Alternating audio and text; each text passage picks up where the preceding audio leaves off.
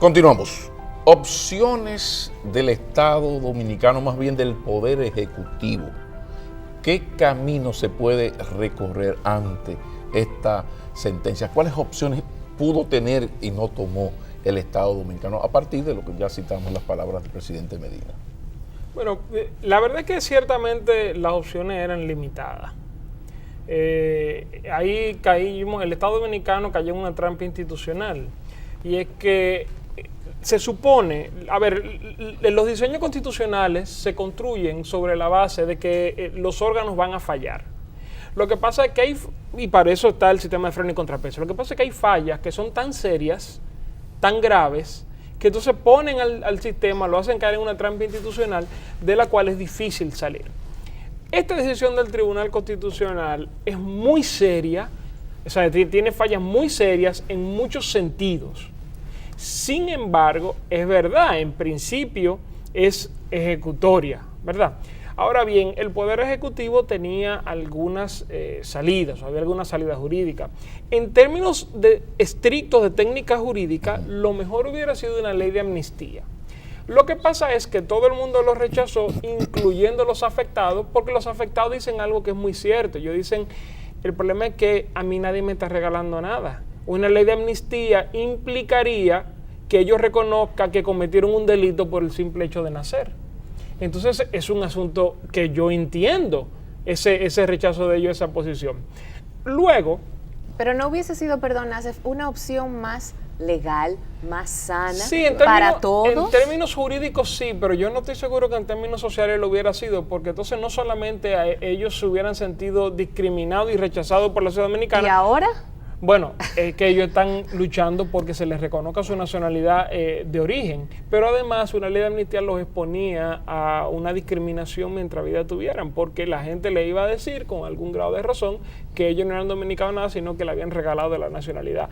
Y hay que entender esa dimensión de dignidad humana. Okay. Bien, entonces las otras opciones que todavía están abiertas son dos.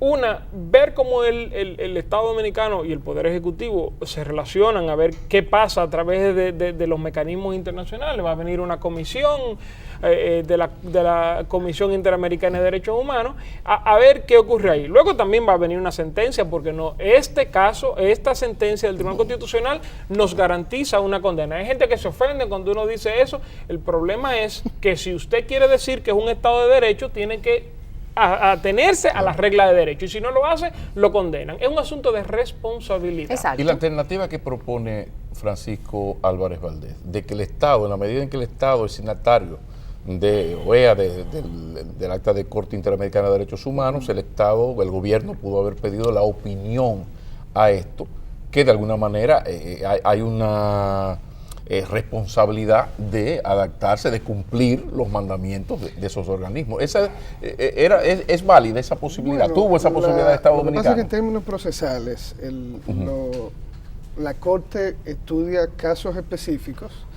La Comisión Interamericana tiene una facultad, es como una especie de procurador, tiene una facultad de investigar y de dar unas opiniones consultivas que también son vinculantes a la República Dominicana.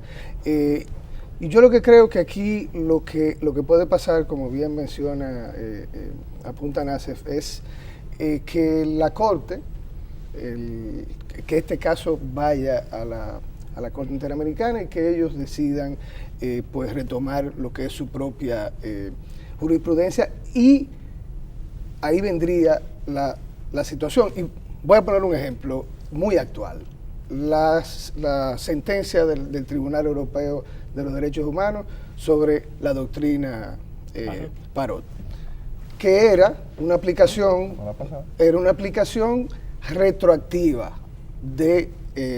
o sea, tenía esa violación constitucional, y simple y sencillamente esa decisión fue obligatoria, fue vinculante para España, quien tuvo que aplicar esa sentencia y dejar en libertad. Es decir, que los estados no son tan soberanos si han suscrito acuerdos con tribunales de este nivel. Es que suscribir ese acuerdo es un acto de soberanía. Exactamente. Vuelvo y digo, la soberanía no es, en términos del derecho moderno, es decir, de los últimos 60 años, porque si a ti eres una persona anticuada y te gusta ignorar lo que ha pasado en el ordenamiento jurídico internacional durante los últimos 60 años, tú puedes hacerlo, pero el Estado dominicano no puede hacerlo, sobre todo porque el Estado se ha sumado a esos soberanamente, claro, soberanamente tomó la decisión de ser parte. Es un acto de soberanía. Okay. Si yo hago un contrato contigo, yo tengo que cumplirlo y eso no menoscaba mi libertad, porque la obligación de cumplirlo es una manifestación de mi libertad y por lo tanto eso mismo ocurre con el Estado dominicano. Eso pudiéramos extrapolarlo de alguna manera a la gente que decide vivir en un condominio. Tu casa es tuya, pero hay reglas de convivencia para todo el mundo. No, incluso la apertura que tiene nuestra Constitución al derecho internacional pasa también por el artículo 26. Se pueden, como diría, se pueden incluso dar atribuciones a órganos internacionales, atribuciones de ejecutivas, legislativas, judiciales. Hay un asunto también que a mí me preocupa y nosotros todavía no hemos podido ver qué va a ocurrir. Miren, migrantes dominicanos hay en todas partes.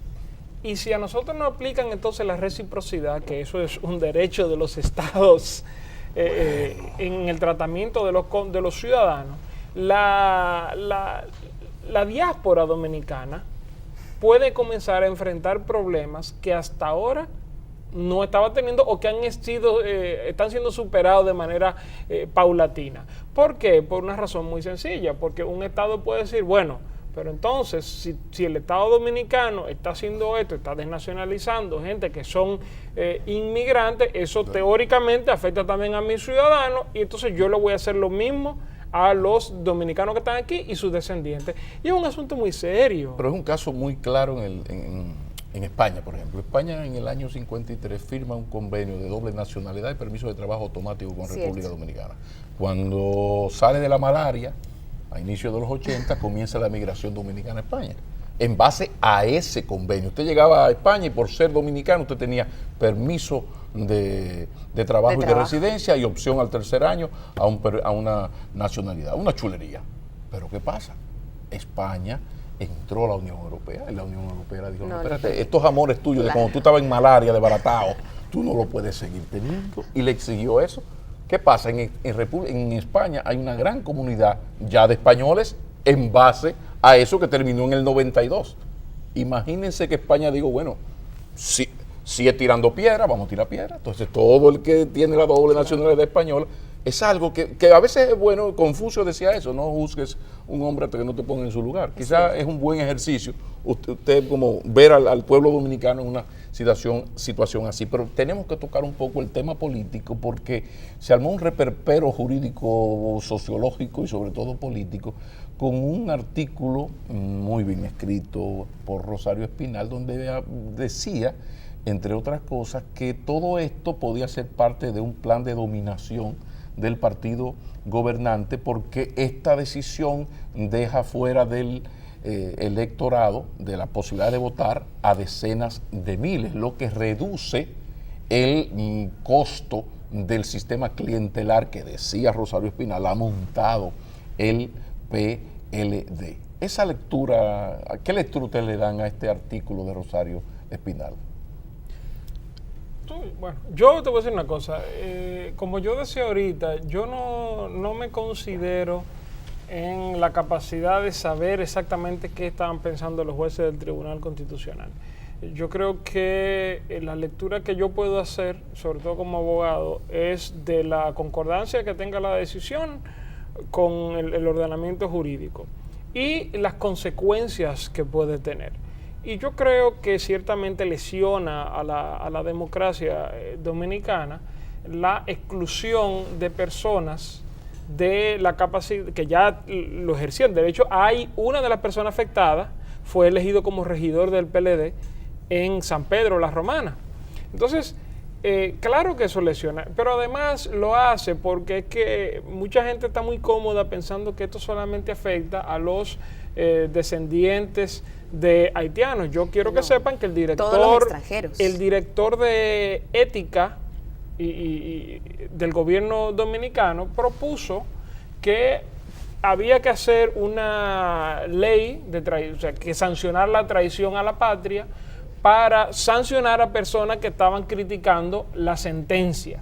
Entonces, ese es el nivel de razonamiento y él no bebe, de la gente, borracho, de la gente que apoya, bien. o de alguna de la gente, porque no toda, alguna de la gente que apoya esta decisión. Y ciertamente el Tribunal Constitucional, este precedente, en términos jurídicos, no estoy diciendo que esa es la intención del tribunal, pero en términos jurídicos se podría prestar para ese tipo de cuestiones. Entonces, no sé si Rosario Espinal tiene razón, no lo puedo afirmar. Ahora, sí estoy de acuerdo con que este tipo de decisiones afecta y lesiona el principio democrático. O sea, Así mismo, sí, totalmente de acuerdo. Uno podría pensar, porque se confunde, yo creo que es de manera expresa, se amalgama un poco lo que es el tema de la nacionalidad con la situación migratoria. O sea, nadie pone en entredicho el deber que tiene un Estado de organizar su frontera, decidir quién entra, cuándo entra, en cuáles condiciones. Yo creo que eso, incluso el Tribunal Constitucional en esa sentencia, si algo tiene de positivo es que luego de 10 años de que la ley de migración manda un plan de regularización, pues el tribunal dice, bueno, pues ya llegó la hora de hacerlo. Eso por ese lado. Lo del hecho de que quizá tenga eso alguna repercusión de tipo político, hay un entendido en la sociedad de que los haitianos o los dominicanos de ascendencia haitiana tienen determinadas preferencias políticas. Incluso hay un líder, y sucedió ya en la historia reciente, pues una situación donde se trataba de asociar la nacionalidad de un líder político pues con estas. Entonces hay también esa lectura, pero son consecuencias. Yo no creo que haya habido ninguna intención digamos, profesa de crear una situación como esa. Señores, muchas gracias.